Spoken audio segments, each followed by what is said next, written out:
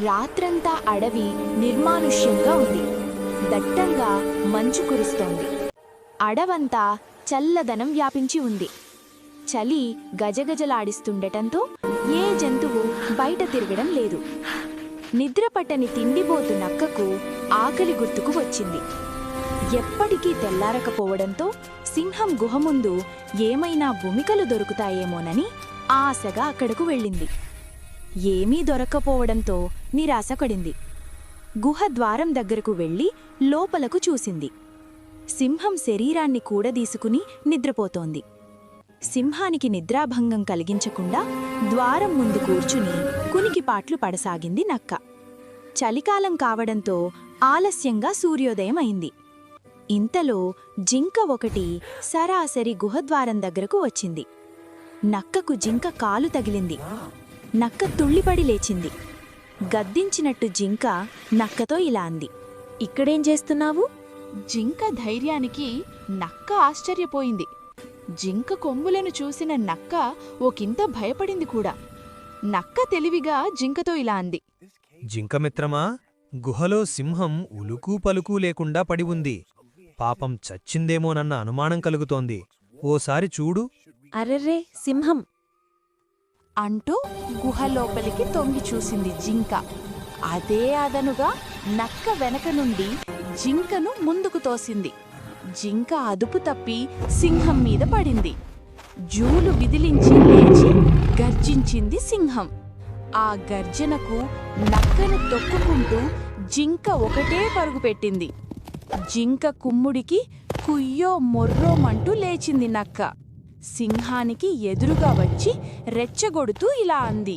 మృగరాజా, జింక తన వాడి కొమ్ములతో పొడిచి మిమ్మల్ని చంపాలనుకుంది. మీరు లేవడంతో తోకముడిచి పారిపోయింది. దానిని వేటాడి శిక్షించండి. సింహం ఒక్క ఉదుటున జింక వెళ్లిన వైపు పరుగు తీసింది. తన ఎత్తు ఫలించినందుకు నక్క కుంటుకుంటూ వాటి వెనక పరుగు పెట్టింది. ఇప్పుడు జింక, సింహం పోటీపడి పరుగు తీస్తున్నాయి. జింక తన వేగాన్ని పెంచుతూ సింహం నుండి తప్పించుకోసాగింది. సింహం కూడా పట్టు విడవకుండా అంతే వేగంతో జింకను వెంటాడుతోంది. అప్పుడే అటువైపు వస్తున్న తోడేలు దృష్టి సింహం జింకల మీద పడింది. సింహం వేగాన్ని చూసి జింక చావు ఖాయమనుకుంది.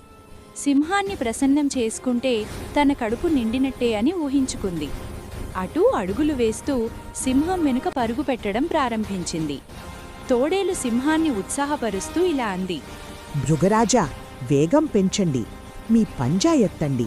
మీ వేగం ముందు జింక వేగం ఎంత? ఎవరా అంటూ వెనుతిరిగి చూసింది సింహం. వేగాన్ని తగ్గిస్తూ సింహం ఇలా అంది. నువ్వా తోడేలు?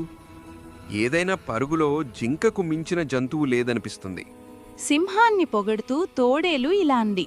అయ్యయ్యో, వేగం తగ్గించారా? కండబలం, పిక్కబలంలో మీకు మీరే సాటి. మీ బలం మీకు తెలియదు, నాకు తెలుసు. మీరు వీరాధివీరులు. అదే సమయంలో నక్క నిక్కుతూ నీలుగుతూ అక్కడకు వచ్చింది. ఆశగా నక్క ఇలా అంది. మృగరాజా, జింకను వేటాడారా? నిరాశతో తోడేలు ఇలా జవాబిచ్చింది. లేదు. నక్క సలహా ఇస్తూ సింహంతో ఇలా చెప్పింది. పరుగులో ముప్పతిప్పలు పెడితే జింక అలసిపోతుంది. అప్పుడు మీ పంజా రుచి చూపిస్తే చచ్చి ఊరుకుంటుంది. మృగరాజా, నేను నక్క అటునుంచి జింకను తరుముకుంటూ వస్తాం. ఇటునుంచి మీరు కాపు కాయండి. దొరికిన వెంటనే పంజా విసరండి.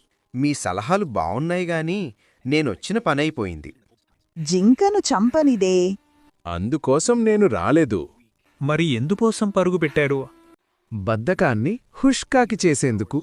మీకు బద్ధకమా? అది రాజసంగమా? శీతాకాలపు చల్లదనం బద్ధకానికి బంధువు. బద్ధకానికి మరో పేర్లే దర్జా, రాజసం. అది పోవాలంటే వ్యాయామానికి మించిన మందు లేదు.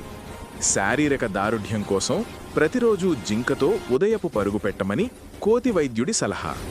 ఆ సలహా పాటించడం మొదలుపెట్టాక ఆరోగ్యం మెరుగుపడింది. ఆ జింక కూడా కోతి పంపించినదే. అది ప్రతిరోజూ ఈ సమయానికి వచ్చి నన్ను పరుగు పెట్టడానికి ఉసిగొలుపుతుంది. అదా సంగతి. మేమేదేదో ఊహించుకున్నాం. Like, share, subscribe.